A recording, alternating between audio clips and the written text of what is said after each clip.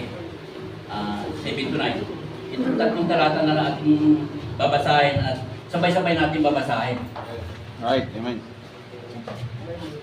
2 Corinthians 8, 7 to 9.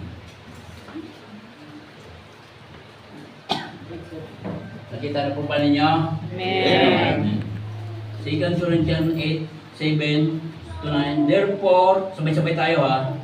Therefore, I say abound in everything, in faith, and utterance, and knowledge, and all goodness, and in your love to us, see that ye abound in this grace also. Number 8. I speak not by commandment, but by occasion of forwardness of others, and to prove the sincerity of your love. Number 9. For ye know the grace of our Lord Jesus Christ, that though he was rich, yet for your sakes he became poor, that in his poverty might be rich. Dagdag natin yung isa sa 2 Corinthians 9:7. Tatalong tayo ito. Sa sunod lang naman version. Nakita niyo na 2 Corinthians 9:7? Ready? Start. Every man according as he purposes in his heart, so let him give, not abundantly or necessity, for God loveth a cheerful giver. Tayo po muna lang. Dakilang Diyos na makapalaan. Lahat kami po nagpupuri, nagpapasalamat sa Panginoon sa pagbabasa po ng salita Panginoon. Kailangan po Panginoon na ikaw po ang manguna at mag-ari sa aming isipan. Buksan mo po ang aming puso, ang aming mga kikinig upang pakinggan at tanggapin pagbulay-bulay po yung salita Panginoon. Dalangin po Panginoon na itago mo po sa iyong ituran, ikaw malulahati, ikaw po ang masunod Panginoon. Dalangin po Panginoon patuloy mo pagbigyan ng katalingan, tulungan, kagalingan tayo sa Panginoon upang ipahayag yung salita Panginoon. Yes. Dalangin po Panginoon ng pakikinig ng bawat isa, ng bawat pananampalataya. Ikaw po ang manguna sa bawat isa. Ang kalooban po masunod sa wait at yung mga gawain ng Diablo na makasagabal sa aming pananampalataya sa aming pag-aaral ng salita Panginoon. Muli po kami nagpapasalamat po pero sa Panginoon. Ang lahat po ito Panginoon ay aming dalangin sa pangalan ni Jesus. Amen. Amen.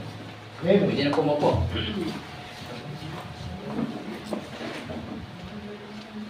Ang ating pag-aralan ngayon is grace giving. Ano sa Tagalog grace giving? Biyaya na pagbibigay o pagbibigay na mula sa biyaya. Ano po? Grace giving. Kanina yung pinalit ni Pastor is about love. So sabi ko nga kanina, parang pangkot to sa aking mensaheng yun. About love. So, kung tayo umiibig sa Panginoon, kung tayo na sa Panginoon, madali lang pagbibigay sa atin. Right. Amen. Kaya itong mensahe nito para sa mga believer, hindi para sa unbeliever. Right. Ang tema ng ating pag-uusapan yung grace giving, kinuha ko sa in the King James Version, grace giving refers to a method of financial stewardship. Described primarily in 2 Corinthians 8 and 9, chapter yan ng 8 and 9. Hindi po natin ikupat na pakaba na, no? Which is rooted in God's undeserved favor rather than the strict requirements of Old Testament legalism. So, familiar naman tayo sa legalism, ano pa? It is voluntary. Voluntary ang usang loob. Walang pilitan dito. Right. Pangalawa, cheerful. Pangatlo, sacrificial. Yun ang ating talakayin ngayong tatlong ito. At ang 2 Corinthians chapter 8 and 9 sa King James Version ay nagtuturo tungkol sa kusa. Kusang loob, kusa. Kaya sinabi ko, walang pilitan dito, kusa. Masaya at mapagbigay na pagbibigay para sa mga nangailangan, kapatid, na inihalimbawa ng biyaya ni Kristo na naghihirap sa sarili upang tayo yumaman sa spiritual. Binigyan din ito na ang pagbibigay ay dapat galing sa puso. Galing sa puso, hindi galing sa puso. Galing sa puso. Maliwanag yan, galing sa puso. Amen. Hindi napipilitan at nagbubunga ng papasalamat sa Diyos. Yung bunga nito, lagi tayong kabutihan, hindi kasamaan. At lagi tayong papasalamat sa Panginoon. Lahat mga bagay lahat man nangyayari sa buhay natin ay kailangan natin magpapasalamat sa Panginoon. Amen? Amen. Amen. Before tayo tumuloy doon, medyo mayroong akong kunting ngayon ko napatunayan, Pastor, sa inyong mga preacher, talagang mahirap din gumawa ng isang lisong. Kaya naintindihan ko, ang tayo ni Pastor, na magtuturo siya ng umaga at hapon, prayer meeting siya pa rin. Nakikita ko ngayon kung gaano kahirap ang paggawa. O hindi sa pagano. Kasi ako, bago ko nakuha ito, ilang beses ko rin medyo nare-reject din. Nagagawa ko na rough, pero pag may nakita ko na hindi tama, babalik ako ulit, babaguhin ko. Kaya doon ko na unawaan na sabi ni Pastor na mahirap maging pastor. So, as a pastor, ay tayo ito, isang ordinary mananampalataya lang. Kung baga sa school, nandiyan si Mami, lahat ay estudyante, si Pastor ang ating teacher. Right. So, kami na nakatasa na magbabahagi ng salita dito sa pulpito, ay pinauna ko na sa inyo, ha? Patay. Kung ano man ang aming maipahayag sa pulpitong ito, ay pagpasensyahan po ninyo. Expect na ninyo na hindi 100% buo. Expect na ninyo na talagang may pagkukulang kasi hindi naman tayo talagang pastor eh. Pero walang alam sa pakiusap ng pastor, bagamat tayo hindi maaari pero inari tayo sapagkat dapat ang magtatayo dito sa pulpito, sa salita, mangaral ang ating pastor. Pero dahil sa gawain ng Panginoon, sa pagmamahal natin sa Panginoon, sa pagmamahal natin sa kapatiran, kahit mahirap, sige lang. Tuloy lang. Gagawin lang natin. Kaya natin yun. By the will of God. Kaya natin. So, kaya ako isang pag-usapan ito may dito sa inyong harapan upang ibahagi ang mensaheng ito.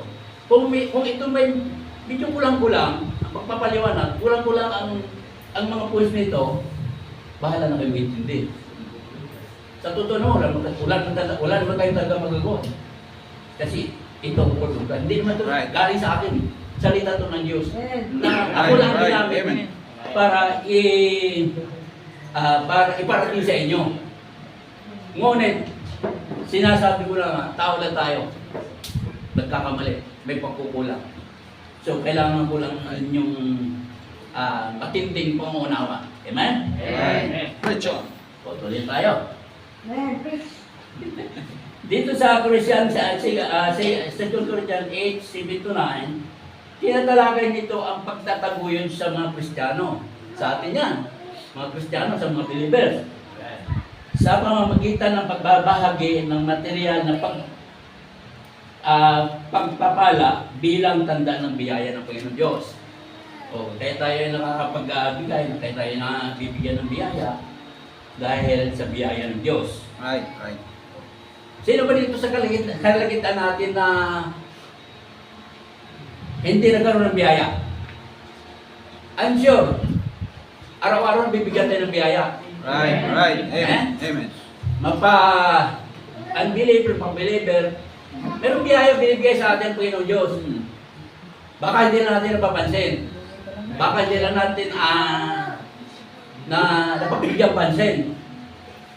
Pero araw-araw, meron tayong biyaya. Hindi naman sinasabing biyaya na dahil nabigyan ka ng pera. Biyaya na. Ang pinag-usapan natin, biyaya galing sa Diyos. Hindi biyaya na sa pera. Kaya maraming biyaya ang binibigay ng Panginoon sa atin. Hindi lang tayo natin napapansin. Unang-unang buhay natin. Right. Amen. Galing sa Diyos yan. Kung sa umaga na ng paggising natin, pag tayo buhay, biyaya na bigay sa Diyos sa atin. Amen. Yung ating hininga araw-araw, biyaya ng Diyos yung binibigay sa atin. Right. Kaya hindi pwede sasabihin na walang biyaya tayo natatanggap sa Panginoong Diyos. Dahil araw-araw, oras-oras, may biyaya tayo. Sapagkat kung walang biyaya ng Diyos, walang tayo dito. Right. Amen? Amen. Hindi natin magagawa, dapat natin gagawin. Pero dahil sa kanyang biyaya, Ito'y ating nagagawa. Tayo nakapag-church, nakapagpakinig na yung salita, nakakapag-panalangin, nakakapag-meeting. Biyaya na po yung Diyos yan na binigay sa atin. Kaya dapat natin pansinin ang mga biyaya ng Diyos na pinagkalong sa atin. Ngayon pupunta na tayo sa puntos. Ang number 1 na nakikita ko rito is motivation. Based on the gospel. Kasi marami namang klase ng motivation na kundi minimotivate yung kapwa mo, motivation rin. Pero ito, base sa Ebanghelyo.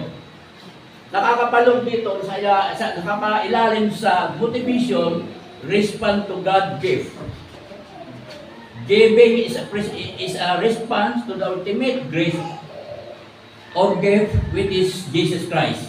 Ultimate, pag sinabing ultimate, sa Tagalog, pinakadakila.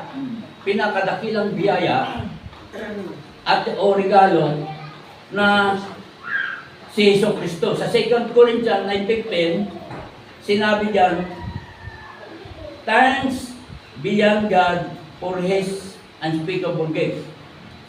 Nagpapahayag ng papasalamat, pagtanggap, pagtugon sa mga regalong kaloob ng Diyos, which is salvation or eternal life sa atin ng mga Kristiyano. Ang pinakamahalagang regalo ng Diyos na ang kaligtasan sa John 3:16. Pananampalataya sa Hebrews 11:1, James 1:3-4, at ang papasalamat sa Psalm 107, number 1, at Colossians 3:15. Take note ang tatlong ito ay biyaya na galing sa Diyos. Kaligtasan, pananampalataya, at pasasalamat.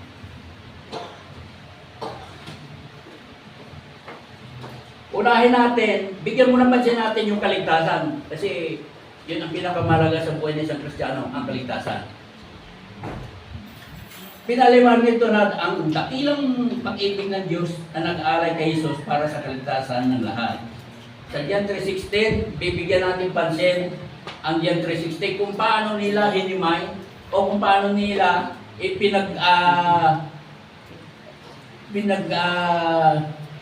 bulay-bulay ang bawat salita ng ating Panginoon. Sa John 3:16, tingnan nyo paano niya ito himay-himay. Sapagkat gayon na lamang ang pagsinta ng Diyos sa sanglibutan. Ito ay nagpapakita ng sukdulan at dakilang pag-ibig ng Diyos para sa buong sangkatauhan. Hindi lang sa isang grupo, hindi lang sa isang tao. Take note sanglibutan, buo para sa lahat. Na ibinigay niya ang kanyang buktong anak. Ang pag-ibig ay napatunayan sa gawa ng sakripisyo ni Hesus Kristo, ang kaisa-isang anak ng Diyos bilang alay, upang ang sinumang sa Kanya ay sumampalataya. So, qualified tayo lahat. Dahil sino sa Kanya sumampalataya. Ang kaligtasan ay bukas para lahat na naniniwala at magtitiwala kay Hesus. Itong sunod, ay huwag mapahamak, kundi magkaroon ng buhay na walang hanggan. Amen? Ang layunin ay iligtas ang tao mula sa spiritual na kamatayan, which is yung parusa sa kasalanan, at bigyan ng walang hanggang buhay kasama ng Diyos. Kung titingnan natin ang simple yung John 3:16 kung titingnan natin, akala na parang memory verse lang, ordinary memory verse, pero kung titingnan pala natin yung buo ng kanyang yung buo ng kanyang kabuuan, ay napakatindi. Napaka-importante sa bawat mananampalataya. Right. Oo, pero karamihan sa atin, ordinary memory verse lang yun. Pero tingnan ninyo, take note mga kapatiran, mga kapatid. Tingnan ninyo ng ayos at pag-aralan yung John 3:16. Maraming mapupulot na aral at may apply sa ating buhay. Ang layunin ay iligtas ang tao mula sa spiritual na kamatayan at bigyan ng buhay na walang hanggan. Sa madalit sabi, ang John 3:16 ay ang buod ng Ebanghelyo dahil sa pag-ibig ng Diyos. Ang pananampalataya kay Jesus ang tanging paraan. You see? Tanging paraan. Ibig sabihin, pupunta siya lang. Yun lang at wala nang iba. tanging paraan upang maligtas at magkaroon ng buhay na walang hanggan. O, yan, napakaganda ng, ng John 3:16. Yun ang kaligtasan. Yun ang tunay na kaligtasan. Itong minpa natin, pero dinaanan ko lang ito para makapakita. Ang pananampalataya, with is faith. Sa Hebrews 11:1. Now faith is the substance of things, hope for the evidence of things not seen. The substance of things, hope for the evidence of things not seen. Ibig sabihin yung hindi natin nakikita, no? Ang katunayan ng mga bagay na iniiwasan, na inaasahan, at ang katibayan ng mga bagay na hindi nakikita. Sabi mo siya, sabi ni Pastor, kailangan hindi natin nakikita ang Diyos. Pero naniniwala tayo na Diyos. Naniniwala din tayo sa Kanyang ginawa sa ating kaligtasan. Naniwala din tayo na Siya ang may gawa ng lahat. Lupa, langit, lahat. Maging yung ating, kung ano meron tayo ngayon, sa Kanya galing yan. Right. Walang tayo kahit isa dyan. Sa totoo na pinit at hindi, pahiram ng Diyos sa atin lahat yun. Wala tayo kahit isa dyan. Amen. In Him and for Him. Kanya at para lang sa Kanya. Pero dahil doon sa pag-ibig ng Diyos, yung biyaya na pinagulog sa atin, nagkakaroon tayo ng bahagi ng Kanyang biyaya. Pero hindi siguro natin napapansin yun. Naakala natin, ay ganun lang. Pero kung titingnan natin, ay ang biyaya ng Panginoon na pinagkaloob sa atin, ay hindi lang basta-basta. Araw-araw. Lahat ng bagay sa Kanya. Lahat na kung anong meron tayo ngayon, bahay natin, sasakyan natin, pagkain natin, galing sa Kanya lahat yun. Right. Hindi po natin pagmamalaki na atin yan, galing sa atin yan. Sa Kanya yun. Ginamit lang, pinahiram na sa atin para makakaroon tayo ng gagamitin. So, tingnan natin sa katunayan o katibayan, ang pananampalataya ay nagbigay ng katawan o realidad sa mga bagay na inasahan pa lamang natin sa hinaharap. So, ibig sabihin, future sa hinaharap. Wala pa ito. Tapos, anong ebidensya? Evidence. Katibayan o katunayan. Ito nagsisilbing pruweba sa ating isip at puso na totoo ang mga spiritual na bagay na hindi kayang makita ng physical na mata. Nabanggit yan ni Pastor to na hindi nakikita ng physical na mata, pero tayo ay nananampala itong ebidensya, katunayan at katibayan. Pag-asa at pagtitiwala, hindi ito basta paniniwala lamang, kundi ang pagtitiwala sa katapatan ng Diyos ay tuparin ang Kanyang pangako.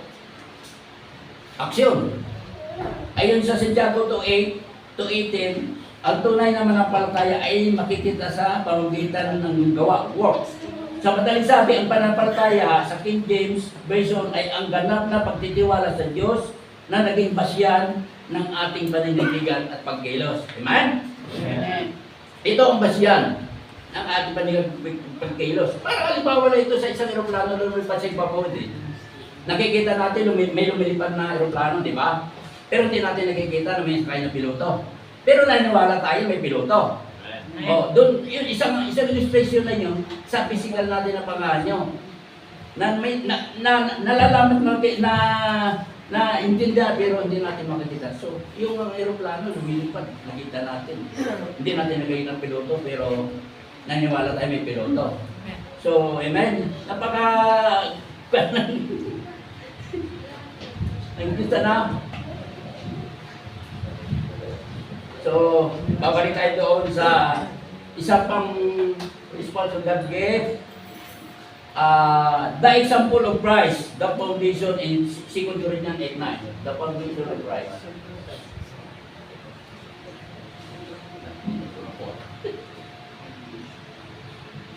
Sa 2 Corinthians 8:9. For ye know the grace of our Lord Jesus Christ, that though He was rich, yet for our sake, for your sake, He became poor, that He thought His poverty might be rich. Si Jesus na mayaman ay naging mahirap para sa atin. Puruin nyo, napakayaman ni Kristo pero naghirap para sa atin. Dahil sa pagmamahal, dahil sa biyaya na pinagkaloob sa atin, upang tayo ay upang tayo ay yumaman sa spiritual. So, sino magsabi sa inyo na mahirap kayo? Hindi nyo, walang mahirap sa atin. Bagamat naghihirap tayo pagdating sa pera, sa paglusin, pero sa spiritual sinabi, sa context, na mayaman tayo sa spiritual. Si Jesus Christ na mayaman, naging mahirap para tayo umaman sa spiritual. Kaya, itanggapin natin, mayaman tayo lahat. Okay, sabi mahirap kayo. Nabiyaya ito ng isang paanyaya na tularan ang pag-ibig at sakripisyo ni Kristo sa pamamagitan ng pagbibigay ng pagtulong sa kapwa na nagmumula sa biyaya ng Diyos sa kabila ng anumang paghihirap. So nakikita natin dito biyaya ng pagbibigay sa kapwa. Biyaya from the God, ipinadaan sa atin at may access naman tayo tumulong sa kapwa. Lalo na sa kapwa natin. Lalo na sa mga biligan ng kapwa natin. Ano po?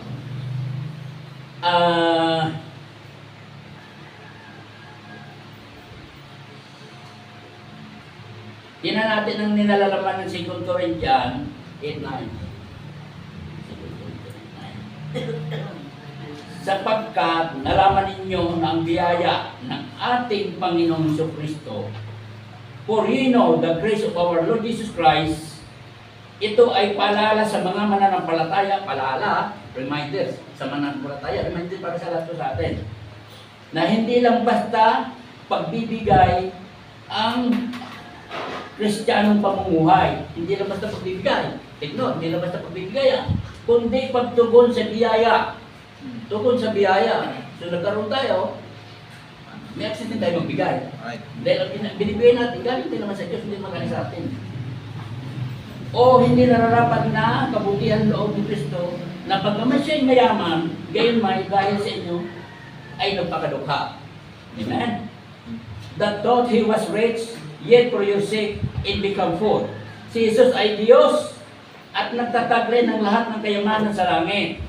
Ang pagiging dukha o hirap ay tumutukoy sa kanyang pagbababa sa lupa, pagiging tao at pagdanas ng kahirapan hanggang sa kamatayan ng cross. Amen? Ito is nangyari, ginawa ni Jesus Christ. Upang sa pamamagitan ng kanyang kahirapan ay maging mayaman. That he thought his poverty might be rich. Ang kahirapan ni Kristo ang nagbigay daan upang ang tao maging mayaman. Amen? Kung di napapakahirap si Kristo, kung di siya bumapasok para magkatao, wala tayo dito ngayon. Right. Amen? Amen. Ang kahirapan ni Kristo, nagbigay daan upang ang tao maging mayaman sa spiritual. Inuulit ko sa spiritual. Mayaman tayo sa spiritual. Bagamat na hirap tayo sa pera, mayaman na tayo sa spiritual. Kaya pwede tayo malaki doon sa kapwa natin, sa mga believer. Mayaman ka sa pera. Kami naman mayaman sa Panginoon. May Diyos kami, wala naman. So anong gigisay-say ng yaman niya? So pinatawad sa kasalanan, inampo ng Diyos at nagkaroon ng buhay na walang hanggan. Amen? Napakaganda ang mensahe na binigay sa atin ng 2 Corinthians 8:9. But that is the example of Jesus Christ. Yan ang pangalawang puntos natin. Sa talatang ito ay hamon na maging mapagbigay sa kapos, sa kapwa, gaya ng ginawa ng mga taga-Macedonia. Actually, ang istorya ng to, ang chapter 8 and 9 ay tungkol to sa mga Macedonia. Yung kanilang pagbibigay at pagtulong dahil sa biyaya ng Panginoon Diyos. Sila yung pasako. Inuna nila, binigay muna ang kanilang sarili para makapagbigay tulong.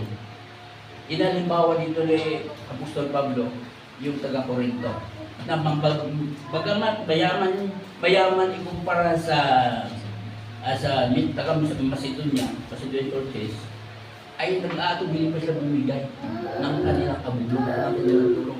Samantala, ang taga-Macedonia ay nakaranas ng kahirapan, nakaranas ng hindi, kumbaga sa kung talagang naghihirap sila. Pero dahil sa bukal sa puso nila, sa loob sa puso nila, na tinitingnan nila ang ginawa ng Panginoon Jesucristo, ang biyaya na ipinagkaloob sa atin. Hindi nila tinignan yung pulsa nila, hindi nila tinignan kung ano sila, hindi nila tinignan kung ano meron sa Korinto, at tinignan nila ang Panginoong Diyos. Right. Nasa puso nila para sila magpagbigay ng abulay, magpagtulong sa kapwa. So, yun ang istorya ng 2 Corinthians 8, chapter 9. Ang talata ito ay hamon sa maging pagbigay sa kapwa, gaya ng ginawa ng mga taga-Macedonia. So, naging isa po dito yung Macedonian churches, which is si Philippi, Thessalonica, at Berea. Basta lang, yan ang tatlong churches sa Macedonia. Philippi, Thessalonica, at Berea. Susunod natin piyampasin ang voluntaryo ng puwersa. Natin doon. Giving is done from a willing heart, not reluctant or under compulsion. Sa 2 Corinthians 7, makikita natin every man according as he purposeth in his heart, so let him give not grudgingly or of necessity, for God loveth a cheerful giver. Ang pagbibigay ay nanggaling sa pusa ng puso, hindi labag sa kalooban o napipilitan lang. Example, sa atin dito mananampalataya. Pagdating sa bigayan, which is kailangan ng simbahan. Sa aminin man natin sa hindi, sa mahirap man sa hindi, kailangan tayong magbigay. Alang-aling sa gawaan ng Panginoon. Amen. Kailangan ng simbahan yun. Kailangan niya ng ating pagtataguyod para ang ating simbahan ay magkakaroon ng tuloy-tuloy na serbisyo. Tayo rin naman, balik din naman sa atin yung tayo mga brad, balik din naman sa atin kung ano tayo magbibigay, which is kailangan. Kasi sa batas naman, meron tayong linagay sa nabasa ka na sa introduction na sa legalism is 10%. Magbibigay naman talaga ng 10%. Pero ito, ang pagbabasya natin, yung nangyari sa taga-Macedonia, hindi sila nagbase doon sa kung ano ang meron, kung gaano kalaki ibibigay nila. Ang malaki sa Macedonia, ang puso nila, ang biyaya na galing sa Diyos. Kung ano ang nasa loob niya, kung anong puso loob, kung anong nasa puso nila, kung anong tama siya ang kanilang ginawa. So ito sana, malalinan tayo dito sa church. Hindi yan, pero malalinan tayo dito sa church kasi alam mo natin, church natin, medyo hindi pa established. Marami pong dapat gagawin, marami pong dapat kailanganin. So, kailangan ang tulong ng bawat isa, ng bawat mananampalataya. Voluntary, not to receive. Pagbibigay na nanggaling sa pusa ng puso, hindi labag sa kalooban o napipilitan lang. Kasi doon na sa ating mga tao, pagdating talaga sa bigayan, ay medyo questionable minsan yung isip natin kasi sabihin mo ito na lang pera ko, pambili ko na lang ng bigas kaya mukha mamaya kaya wala ay hindi mo ibibigay ngayon at sa tao. Kung ano man yung kailangan bibigay na meron ka dapat, pero dahil nga nasa alang-alang doon sa kailangan mo, mag-alilang ka ngayon. Pero tingnan natin ang ginawa ng taga-Macedonia. Sa kabila ng kanilang hirapan, sa kabila ng pagsubok sa kanila, na sila naghihirap, hindi hadlang ang pagbibigay. Mahirap na sila o hindi, nagbigay pa rin sila. At hindi lang nagbigay ng ayon sa kanilang kalooban. Nagbigay pa ng lampas sa kanilang kakayahan. So, ibig sabihin, kung tayo makapagbigay ng 10% dito sa church natin, pwede rin tayo pala magbigay ng mas lampas pa roon. Di ba?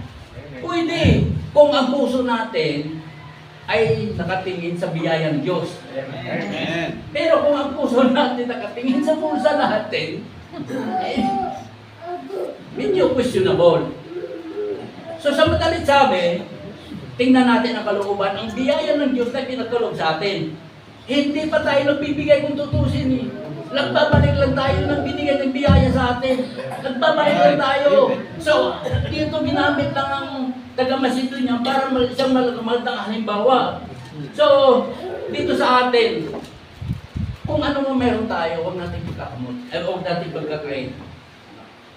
Kung meron tayo itutulong sa ating kapwa, lalo sa believer, at kung kaya, gawin natin. Dahil hindi lang naman yun hindi lang sinabi ko, sinabi sa text dito, na kailangan natin magbigay, magtulong sa kapwa natin. Lalo na sa mga naghihirap. Totally naman, lahat mo na yung naghihirap. Si Brother Jun nga itong mayaman sa atin.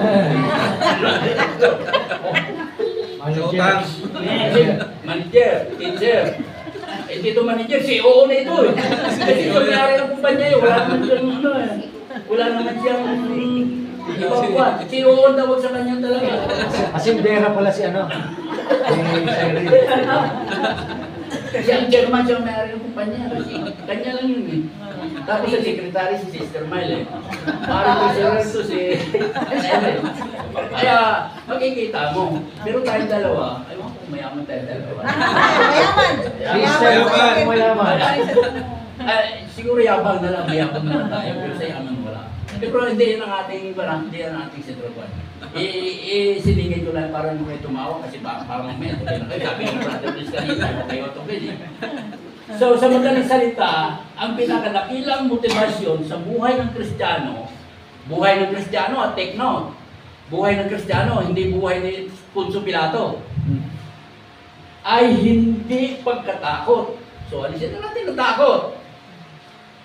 O personal na pakinabang, kundi, take note ha, kundi ang pag-ibig ni Kristo. Sa 2 Corinthians 5:14. Ito ay pagtugon sa kanyang biyaya at sakripisyo sa krus. O, tingnan yung biyaya ng krus. Pagtugon sa kanyang biyaya at sakripisyo ni Jesus ay sa krus. Kung hindi ito nagawa ng ating Panginoon Diyos, wala tayong pupulutin. Sa kagpungan, po, wala tayo. At baka wala tayo dito sa church nito. Kaya pasalamat tayo sa ginawa ng Panginoon Diyos na siya namatay, na-defeat, napakapagpos. Right, amen. At pagdating ng pangatlong buhay, siya nabuhay, magulit. At siya ngayon, siya ang nagbigay sa atin ng biyaya at pagpapala. Hindi yung kung sino. So, yun ang magandang motivasyon sa talatang ito. So, tapos na sa motivasyon. Pupunta ulit tayo sa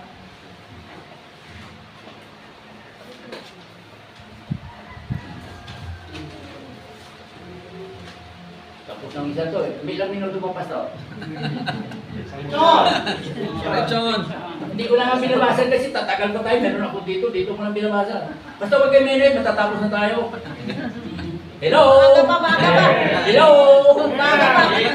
Nalala ko yung preacher dito ng taga-Kuwad eh. Ng taga Makate. Ang pangalan pastor maliit na lalaki. Oh, yung... Si Shari. Oo. Ay, panay sabi siya, hello! Hello! Ay, parang tayo ginawa tayo ng call center. Ano lang hello? Alam mo kung bakit?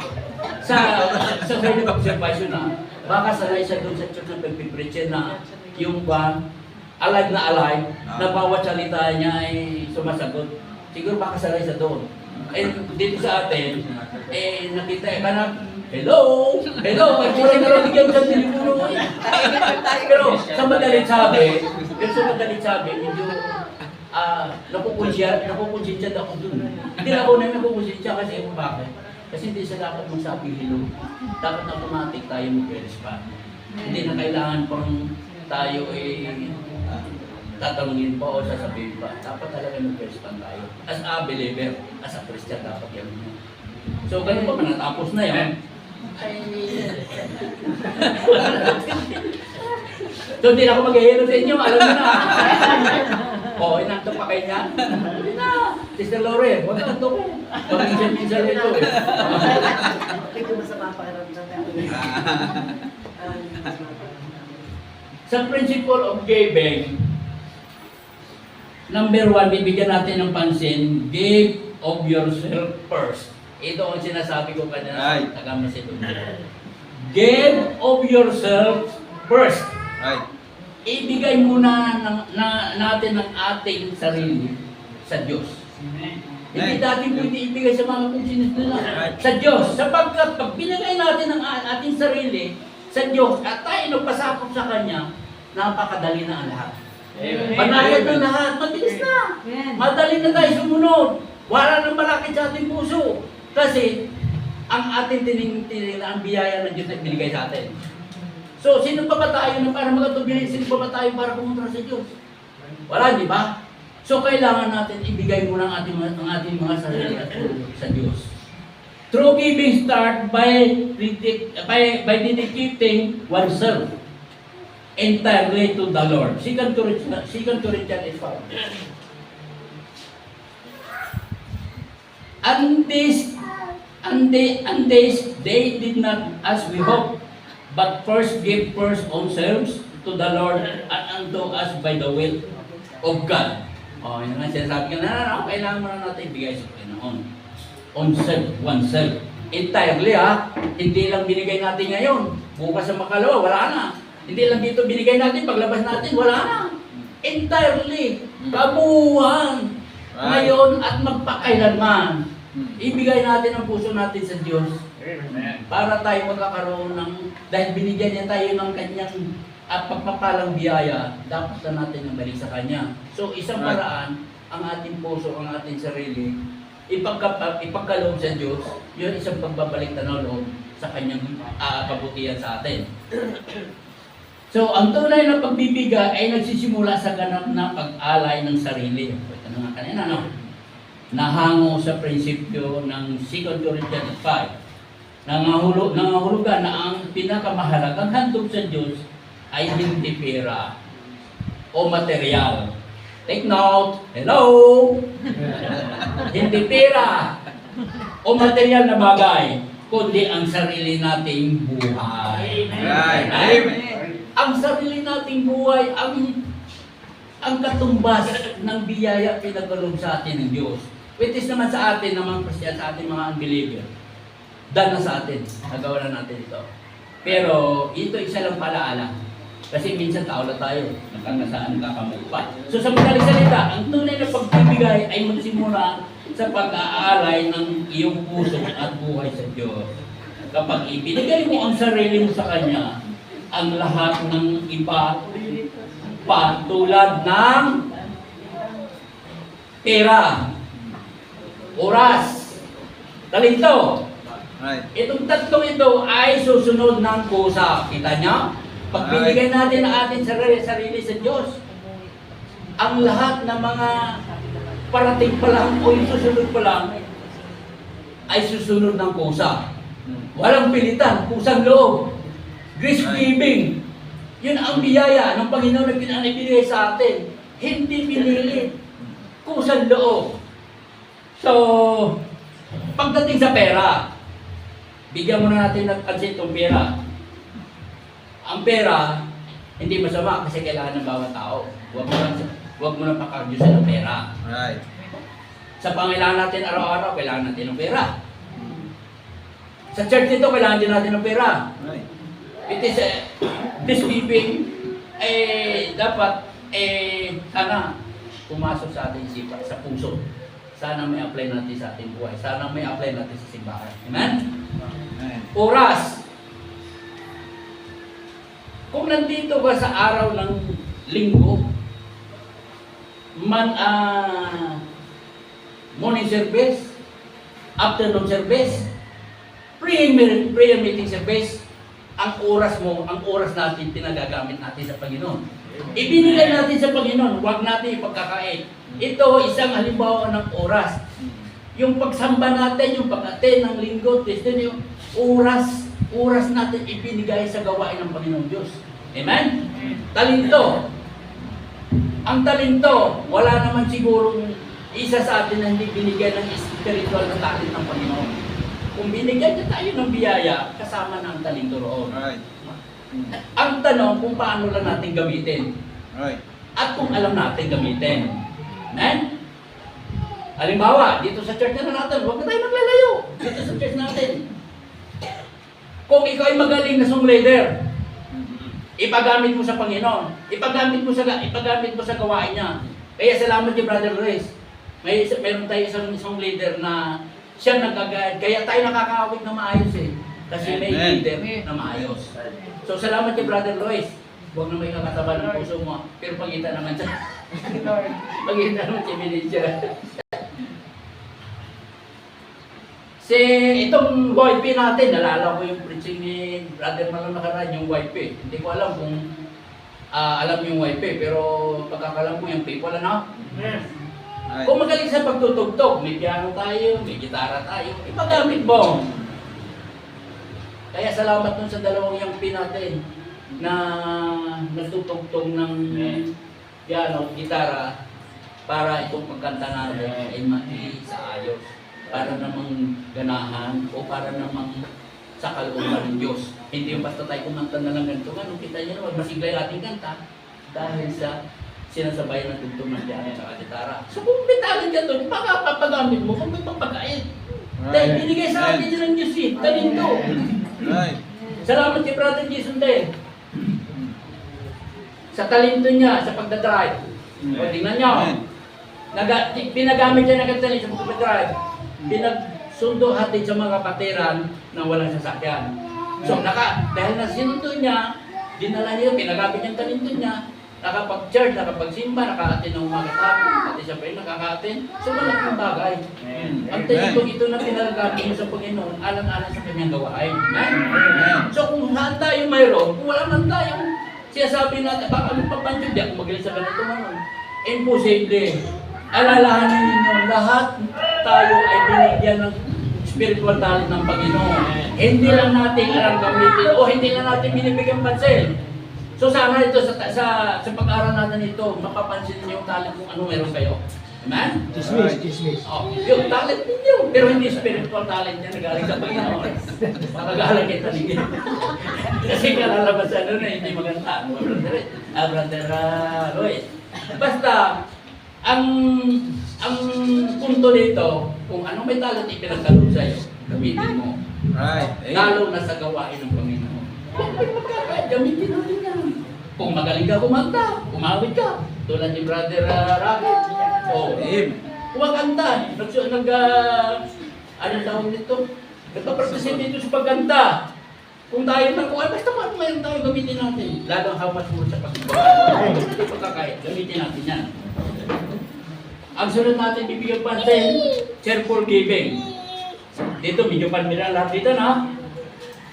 Magbibigay ng may kagalakan. Amen? Kasi po, nakakayak yata. Di ba, sarap sa pakiramdam. Kaya nagbibigay tayo ng masaya sa puso natin. Right. Amen. Masarap sa pakiramdam na, galak na galak sa pagbibigay natin. Kung para sa nagbigay ka, nakasimangot ka. Hindi yan biyaya ng Diyos. Ayaw mo kaninong biyaya. Masarap Pero- talaga yung nagmamahal. Oo, pero kung ang pagbibigay mo, may kasamang pagmamahal at kusang kalooban at bukal sa iyong puso, ay natutuwa ang Diyos. Pinagpapala ng Diyos ang cheerful giver. Amen? Right. So kung gusto yung pagpapalain, magiging cheerful giver kayo. Amen? Amen. Kaya naman natin to. Lalo na dito sa gawain natin. Kailangan natin yan. Mga kapatid. Kung si Pablo nanawagan sa taga-Corinto para pamarisan ang pagbibigay kaloob ng mga taga-Macedonia, tayo rin, nananawagan din tayo na huwag natin ipagdadamo ang ating tulong sa gawain ng Panginoong Diyos, lalo na sa simbahan. Magbigay tayo ng tulong tayo, huwag natin pagkaya. Kasi halimbawa nito, ang taga-Macedonia, kung ito ay sana all, mapapasa atin, tingin ko, banal lahat. Banayad ang lahat ay sa lahat. Walang problema, wala tayong intindi kung ano man. Nasa Diyos ang unawa at ang biyaya binigay sa atin, spread natin. Ikalam natin, ibigay natin. Amen? Amen. Lalo na dito sa simbahan. Sabi sa 2 Corinthians 7, every man according as he purposeth in his heart, so let him give, not grudgingly or of necessity, for God loveth a cheerful giver. Kung gusto yung maligay ng Diyos, nagiging cheerful giver tayo. Kaya kung bibigay natin, ay hindi kalugihan sa atin. Para pa sa ikabubuti at balik pasasalamat sa Panginoon. So, magbigay tayo, magbigay tayo. Amen? Inibig ng Diyos ang nagbibigay ng may kagalakan. Ibig sabihin kagalakan, natutuwa, may kasiyahan, na bukal sa loob. Hindi plastic to, bukal sa loob. Baka ikaw mamay, nagbigay ka, pero kung sama ng loob mo, hindi bukal sa loob yan. Bukal sa plastic yan. Kasi nag-ibig plastic ka. So, as a Kristiyano, as a believer, dapat pag nagbigay tayo, yung kusang loob. Itong ating tinatalakay nito, pagbibigay ng kusang loob. Hindi pagbibigay ng may guilt sa puso, na may pag-alinlangan. Bukal sa bukal sa loob ng ating puso, isipan. Nagaling ang biyaya, lagi natin titingnan ang Diyos. Galing sa Kanya. Para tayo makapagbigay din na naayon sa ating kalooban. Lagi Diyos ang maghahari sa ating puso at isipan. Sabi, siya ang ating titingnan. Kasi kung titingin tayo sa tao, madidistraction tayo. Alright. Kasi walang perfecto na tao. Kung di man tayo tumingin sa kapwa natin, kahit anong ganda lalaki niya, kahit anong yaman niya, kahit anong galing niya, mayroon pa rin yan, pagkukulang, mayroon pa rin dito yan. Kasi walang perfecto. Kaya kung titingnan natin yung ating kapwa, yung ating mga manampalataya, ay lagi may makikita tayo na doon na kapintasan. So, anong sekreto? Sa Diyos tayo tumingin. Amen. Hindi sa tao. Kung ano man nakikita mo sa tao, sabi nga ng mga kung ano man nakikita mo, ipapasa Diyos mo na lang. Ibig sabihin, pagkakatiwala mo sa Diyos. Dahil ang lahat kung pinagkakatiwala mo sa Diyos, ay walang posible sa Diyos. Lahat magbibigay niya. At ang pagbibigay niya, ayon sa kanyang kalooban. Hindi sa binigyan. At sigurado magagamit mo ng para sa kabuti. Amen? Ilang oras pa, Pastor? Siya pa. Tingnan naman natin sa proportion na ito income. Itong bigyan ko rin natin. Giving should be regular and in keeping with how God has prospered in the individual. Ang proportional na kita, ang pagbibigay sa porsyento ng inyong kinikita. Which is ang practice natin, 10% na. Para bibigay sa kwan. Pero kung makapagbigay tayo ng mas lampas doon, tulad ng ginawa ng taga Macedonia, mas maganda, mas okay, mas makakatulong sa gawain. Kung magbigay man tayo ng 10%, which is, that is the regular, makapagbigay tayo ng 15%, 20%, and so on and so forth, ay mas nakakalugod sa Diyos. At mas kagamit-gamit sa kanyang gawain. Makakatulong sa gawain ng sa ating simbahan. At maging sa pangangailangan. So, walang limitasyon. Hindi po niya pagbabasya ng 10%. Ang importante sa loob mo, sa kalooban mo, nang tinanggap ng biyaya na galing sa Diyos at ibigay mo rin. Pinahiram, pinagaanan sa iyo para spread mo ang kanyang biyaya. Amen? Amen. Proportional kita. Ito man regular. Kasi proportional, kung wala sa kwan, regular at saka special, ordinary at saka special. Hindi ito paminsan-minsan o kapag may sobra. Ito ay naka-schedule at nagiging gawin. Tulad ng pagtabi. Mga nanay, magtatabi kayo? Yung mga siyempre ng asawa niyo? Kung may tatabi, pag wala, alam. Tuwing sumasahod. Oh. Ina-apply ito sa may mga trabaho. Ina-apply ito sa dalawa ito. May trabaho, regular. Ng pagtatabi, tuwing sumasahod. Sa amin may brother, baka hindi namin magtatabi, wala kaming trabaho eh. Pero ito, sa tuwing sumasahod, which is ginagawa naman yan ng mga upay, lalo na Sister Maria, alam mo ito. Kailangan maitabi. O linggo-linggo. Ang sahod hindi ba 15 katapusan?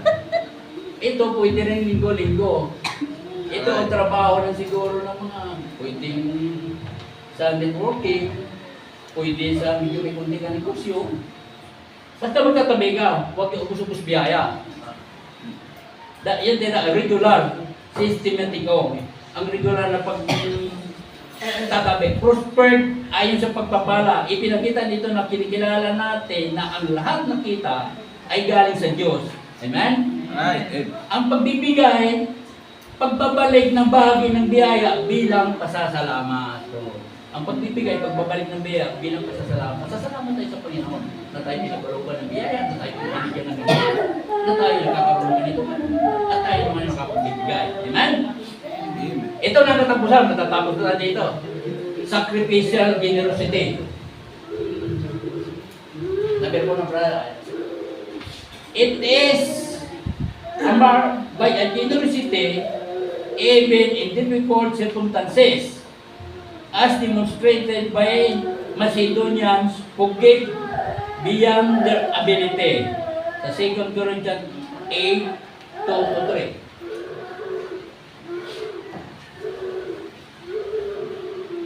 Tingnan natin sa 2 Corinthians 8, ito ang pagbabasa. How that in a great trial of application, the abundance of their joy and their deep poverty abounded unto the riches of their liberty. Number 3. For their power I will record, yea, and beyond their power they were willing of themselves. Pagbubukas palad ang pagbigay ng higit pa sa kaya ng isang tao. Kasi sinasabi ko kanina, kung tayo nakapagbigay, okay lang. Kahit sa panahon ng matinding kahirapan o kakapusan, hindi itong pagbibigay lamang ng sobra o tira-tira, kundi pag-aalay ng mahalagang bagay na may kurot sa sarili, may kurot sa sarili. O Diyos na pagmamahal sa Diyos at sa kapwa. Amen? Kikita natin sa 7, totoo, talaga ang pagbibigay, may kasamang sakripisyo. Kanina, nabanggit ni Pastor rin kanina sa sakripisyo. Na kung ikaw magpamahal, may kasamang sakripisyo yan. At take note, mga kapatid, pag ikaw gumawa na may kasamang sakripisyo, napakaganda ang kalalabasan noon. Amen? Right. Napakaayon sa kalooban ng Diyos. Dahil tayo nagsipin, di ba, pag nakuha mo isang bagay, Brother Andrew, nung makakuha mo yung uo ni Sister Mylen, ano sa pakiramdam mo? Oh, pero bago mo nakuha, nag-sakripisyo ka rin. Oo. Ito, hindi ko natatalaw ito eh. May sasagot.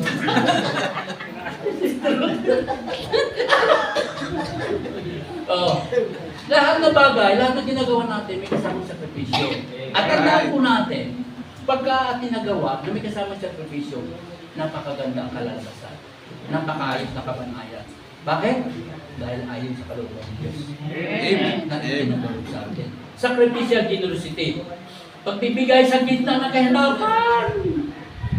Generosity in difficult circumstances. Ang mga taga-Macedonian ay dumaranas ng matinding pagsubok at sukdulan na kahirapan. Pero hindi ito naging hadlang para sila ay tumulong. Tingnan nyo, ang nangyari sa Macedonia, matinding pagsubok. Pag sinabing matinding, hindi na pagsubok. Matindi. Sa kasabihan natin, grabe. Grabe ang matinding pagsubok. Sukdulan ng kahirapan. So ano yung sukdulan ng kahirapan? Talagang hirap sila. Hindi lang basta hirap. Sukdulan ng kahirapan. Pero hindi ito naging hadlang para sila ay tumulong.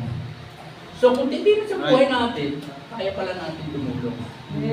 Ayan. Kaya natin magbigay sa simbahan. Amen. Kaya natin tumulong sa gawain ng simbahan. Titingnan natin dahil ito, palibasa ang taga-Macedonia. First, ibinigay muna nila ang kanilang sarili, ang kalooban sa Panginoon. Ipinakubaya. Yun ang paraan at ang rason na para sila ay nakakapagbigay ng pusang loob na mas higit pa sa kaya nila dahil inuna nila ang Diyos, dahil sa biyaya ng Diyos. Amen? Pagbibigay higit sa kakayanan, giving beyond ability. Sinasabi ni Pablo na ang mga Macedonian ay nagbigay ayon sa kanilang kakayanan. At, take note may at, higit pa sa kanilang kakayanan. So, sa makatuwid, nagbigay sa kakayanan, kung kaya mo magbigay ng 1,000, okay. Ay, higit pa. Ibig sabihin, lumampas doon sa 1,000, naging 2,000. Pero bakit wala sa taga-Macedonian? Hindi dahil ang tinitingnan nila kung ano ang kalooban ng Diyos, kung ano ang biyaya ng Diyos na pinagkaloob sa kanila na kailangan naman nila ipagkaloob at itulong sa kapwa. Kaya tayo dito mga believer, mga manampalataya, magtutulungan tayo. Huwag mo sisira. Magtutulungan tayo, magbibigayan tayo. Kailangan ng pag-unawa ng bawat isa. Kailangan natin mahalin natin, Pastor. Kailangan magkasawa. Oo, kailangan na mag-asawa. Hanapan natin ang At mamahalin. pag nag-asawa, siyempre, tingnan Pastor pag ikaw nag-asawa, tandaan mo, kaloob yan ng Diyos. Biyaya ng Panginoon Diyos na ibinigay sa iyo. So, ano ba? Tanggapin mo na. Mag-asawa ka na. At the same time, Asawahin mo na. at the same time, hindi ka na malulubot ka pag nag-iisa. May kasama ka na, ikaw ka na eh. O kung sakasakali mo kami hindi makakarating dito sa ako, ay Baka gustong may magpresenta. Oh, yan. Ito. Sa ating tinatalakay, panawagan ito ni Apostol Pablo sa taga Corinto para tularan ang pagbibigay ng kusa ng pagbibigay ng Macedonia. Ako may nanawagan din sa Kongresyon. Sa harapan ninyo, sino kaya sa atin dito para makapagbigay ng magiging asawa ni Pastor? O kung hindi makapagbigay, kumusa na, kusan loob. Kumusa na Pastor. Kasi pinag-usapan natin, biyaya ang binibigay ng Diyos. Walang pilitan ng pagbibigay, walang naganap na pilitan.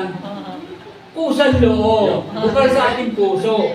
Ay, bumubukal ang puso ni Pastor eh. Ang kulang na lang yung magpapabukal. So, Yung usap tanggap na lang. kaya pag-iusap lang ang mga kapatid. Baka sakali, kung wala man sa inyo, kung kayo may mapapag-anak, lalo halimbawa, mga palataya, wala nyo. Yun ang safety Pastor.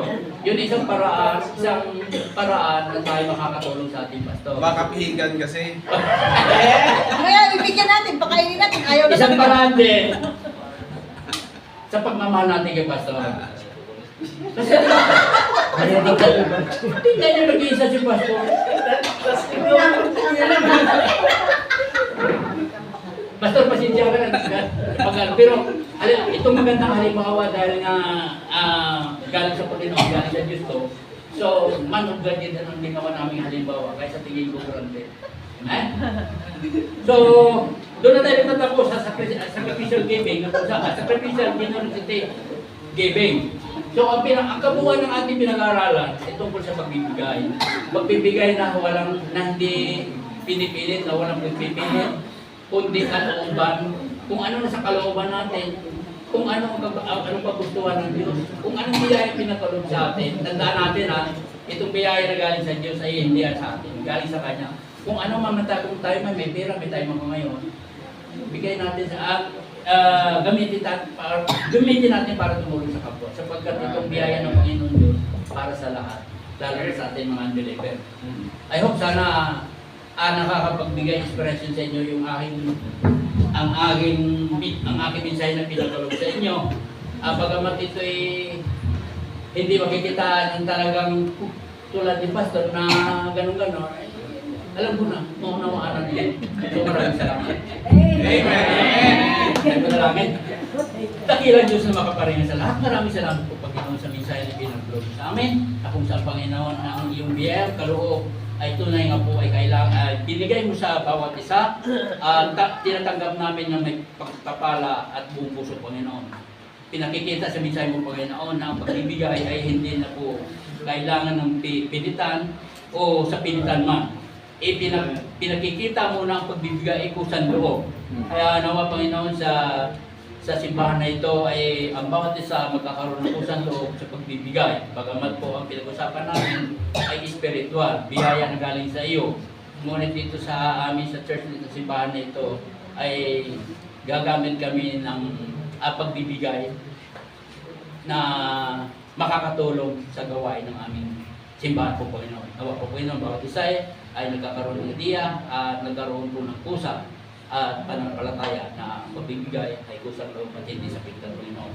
Magpapasalamat kami, Panginoon, sa binigay mo sa aming oras at nawa, Panginoon, ay kami ay mabibless at kami po ay magigising sa katotohanan ng Panginoon na walang iba ang titingnan kundi ikaw lang, Panginoon. Ikaw maghari sa aming puso at isipan, Panginoon. Ikaw mag-guide sa bawat isa, ikaw po magbigay ng biyaya pala sa buong pamilya, sa buong linggong ito, Panginoon. At tinatanggap namin ang bigay ng pagpapala at pagpupuri sa Panginoon.